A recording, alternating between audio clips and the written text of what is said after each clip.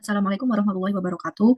Perkenalkan, nama saya Vika Syarif Sahira, nomor absen 10 dari kelompok 3 2 GKM. Di sini saya akan memulai menjelaskan laporan keuangan, yaitu laporan keuangan laba rugi dan laporan keuangan neraca. Langsung saja kita ke laporan laba ruginya. Di sini kita perlu sebelumnya kita perlu memasuki menunya, yaitu di daftar laporan. Setelah di daftar laporan, kita klik daftar laporan, kita pilih. Nah, di sini kita akan menampilkan laba rugi. Nah, laba rugi ada di submenu keuangan. Di sini laba rugi ada tiga, yaitu adalah laba rugi standar, multiplier, mohon maaf, multi periode, multi year. Nah, laba rugi standar ini hanya bisa menampilkan untuk periode yang dipilih. Jadi per tanggal mulai dari misal tanggal 1 sampai 31 Januari. Nah, untuk multi periode ini kita bisa memilih per bulan. Per bulan yang akan ditampilkan. Untuk multiplier kita bisa memilih untuk laba laporan laba per tahun. Namun di sini saya akan memilih untuk laba rugi standar. Langsung saja kita klik laba rugi standarnya.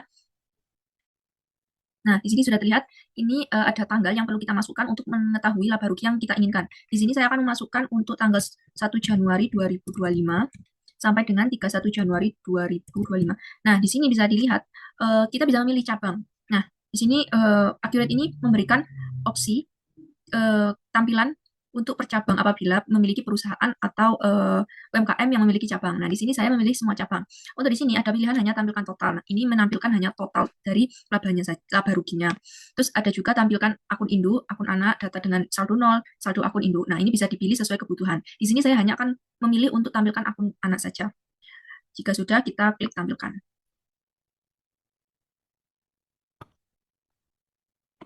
Nah, di sini bisa dilihat, ini adalah laporan laba rugi standar dari toko sembako Bibidar. Bisa dilihat di sini untuk pendapatan dari toko ini itu dengan jumlah 6.762.580 dengan adanya penjualan dikurangi dengan penjualannya 6.791 dengan retur dikurangi retur ada retur penjualan yaitu 13.500 dan diskon penjualannya sebesar 14.920.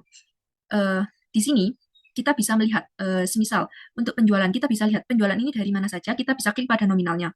Di sini akan dijelaskan lebih rinci langsung ke histori buku besar. Nah, di sini bisa dilihat untuk penjualannya dari mulai tanggal 4 Januari sampai tanggal 20 Januari.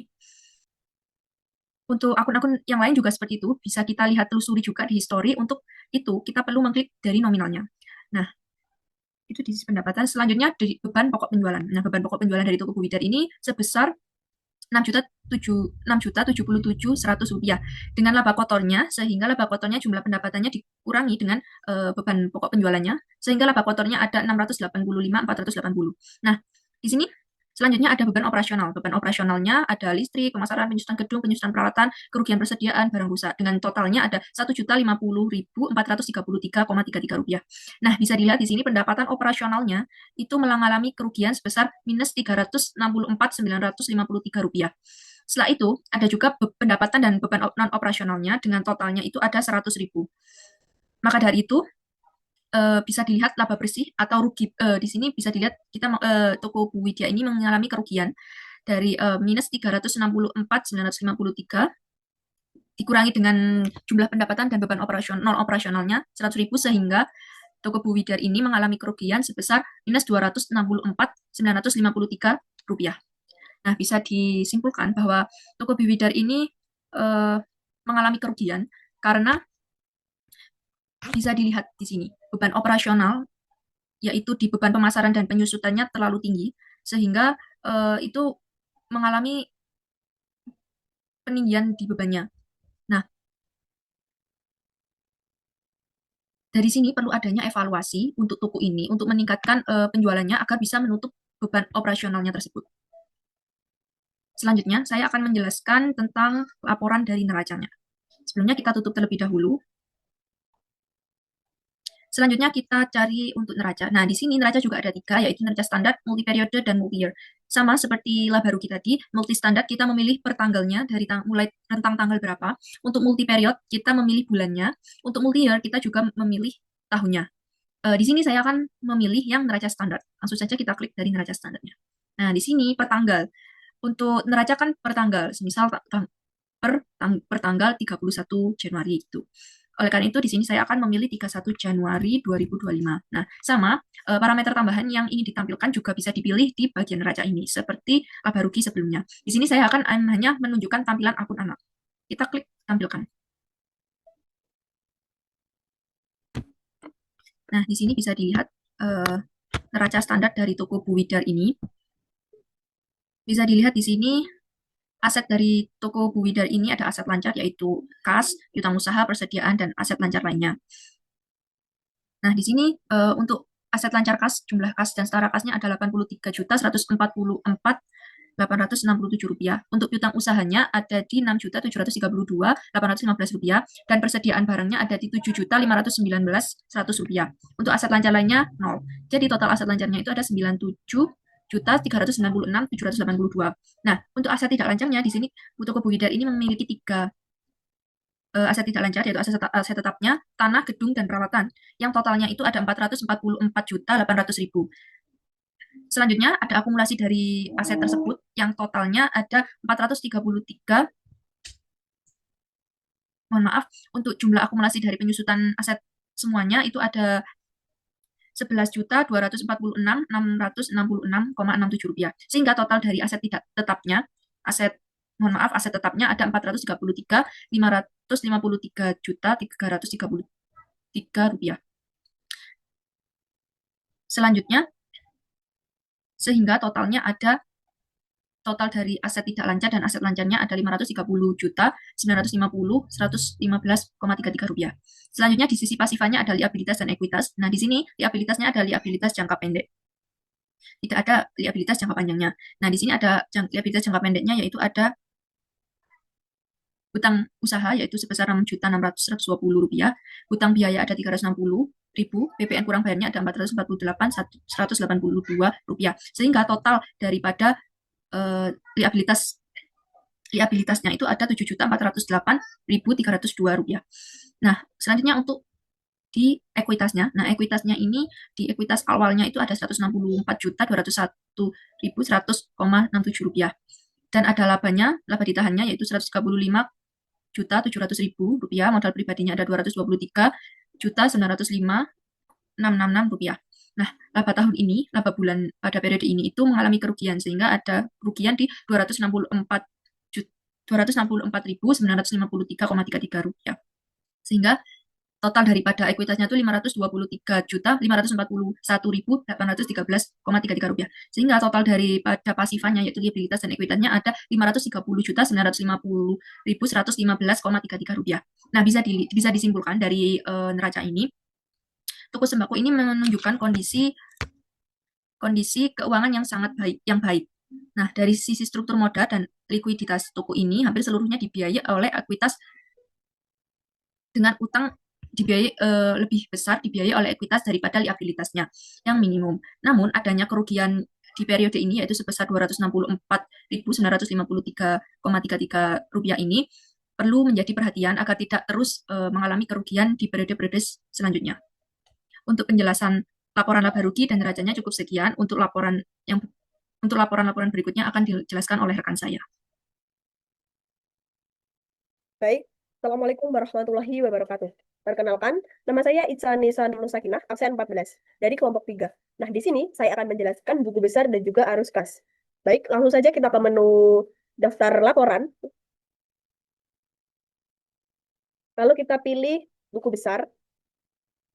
Kita pilih ringkasan buku besar. Kita pilih periodenya jelas tanggal 1 Januari 2025. Sampai dengan 31 Januari 2025. Kita klik tampilkan. Nah, langsung saja, pada bulan Januari 2025, toko sembako Bu Widar ini mencatat aktivitas keuangan yang aktif dan sehat. Laporan arus kas menunjukkan bahwa kas dari penjualan dan pendapatan lain-lain mencapai 6.198.649.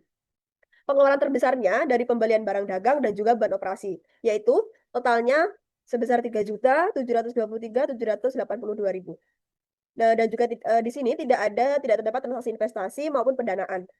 Untuk total kas arus kas bersihnya dihasilkan dari kegiatan operasional, yaitu senilai 2.474.867. Maka di sini kas-kasnya meningkat dari 80.670 menjadi 83.144.867. Sementara itu, berdasarkan dari buku besar ini, terjadi penambahan aset peralatan sebesar 5.200.000 dan juga penjualan bruto tercatat. Penjualan bruto ini tercatat sebesar 6.791 dikurangi dengan retur dan juga diskon penjualan, yaitu total sebesar 28.420. Maka beban pokok penjualannya, lalu selanjutnya ada beban pokok penjualan sebesar 6.077.100 serta beban operasional lainnya sebesar seperti listrik.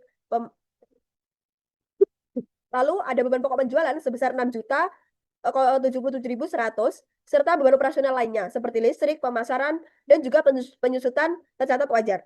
Lalu selanjutnya ada hutang usaha. Hutang usaha ini yang mengalami peningkatan yang berawal dari 1.965.000 menjadi 6.620.000 yang menunjukkan bahwa kewajiban ini masih berjalan. Lalu untuk dari laporan ini terdapat kesimpulan ya bahwa arus kas toko positif, artinya kegiatan operasional ini menghasilkan lebih banyak uang daripada dikeluarkan. Lalu ada toko tidak tergantung pada pinjaman atau pendanaan dari luar, melainkan murni dari aktivitas usaha. Lalu ada aset tetap bertambah, itu menandakan adanya investasi untuk mendukung kelangsungan usaha. Selanjutnya ada tingkat kestabilan, tingkat penjualan stabil, yaitu walaupun ada retur, lalu ada dan diskon, namun tetap menghasilkan margin yang baik. Lalu manajemen keuangannya berjalan efektif, ditunjukkan dari saldo kas yang meningkat dan pengeluaran yang terkontrol. Sekian penjelasan dari buku besar dari saya. Selanjutnya kita ke arus kas. Oke, langsung kita ke arus kas langsung. Lalu kita pilih periode Januari sampai dengan 31 Januari, kita pilih tampilkan. Oke, pada laporan arus kas toko sembako Bebidar ini, laporan ini menyajikan bahwa informasi tentang arus kas masuk dan keluar dari toko berdasarkan kegiatan operasional, investasi, pendanaan selama 1 bulan ini. Yang pertama ada aktivitas operasi. Aktivitas operasi ini ada kas dari penjualan sebesar 6.083.649. Ini adalah penerimaan utama dari penjualan barang dagangan. Lalu ada pendapatan lain-lain sebesar 115 yang merupakan pemasukan tambahan selain dari penjualan utama. Lalu ada kas untuk pembelian sebesar minus 3.298.782. Ini ada digunakan untuk pembelian barang dagangan. Lalu ada beban operasional, beban listrik dan telepon, beban pemasaran, yaitu senilai min 400.000, dan juga ada beban lain-lain sebesar minus 25.000. Setelah semua pengeluaran ini dikurangi dari pemasukan, kas bersihnya dari aktivitas operasi itu ketemu 2.474.867. Selanjutnya, ada aktivitas investasinya kosong ya, karena tidak ada pembelian atau penjualan aset tetap pada periode ini. Lalu ada aktivitas pendanaan, tidak ada juga aktivitas seperti pinjaman, cicilan, ataupun penambahan modal pribadi. Selanjutnya, untuk total kasnya, yaitu kas awalnya senilai 80.670 dan kas bersih Januarinya ada 2.474.867.000, maka ketemu kas akhirnya ketemu kas dan secara kas di akhir periodenya itu adalah 83.154.867. Dengan kesimpulan bahwa berdasarkan laporan kas pada Januari 2025 ini, toko sembako Bebidar berhasil menghasilkan kas bersih sebesar 2.474.867.000 dari aktivitas operasional tanpa adanya tambahan dari investasi maupun pendanaan. Kegiatan usaha ini berjalan secara efisien ya, karena seluruh kas masuk berasal dari hasil usaha sendiri, bukan dari utang atau penjualan aset. Lalu pada toko Bebidar ini tidak ada penambahan utang, modal, atau pembelian aset baru, menandakan toko fokus pada penguatan kas operasional. Lalu sudah terjelas ya pada kasnya ini meningkat dari 80.670 menjadi 83.144 juta yang menunjukkan kondisi keuangan toko ini stabil dan sehat. Baik, sekian penjelasan arus buku besar dan juga arus kas dari saya. Apabila ada salahnya mohon maaf. Wassalamualaikum warahmatullahi wabarakatuh.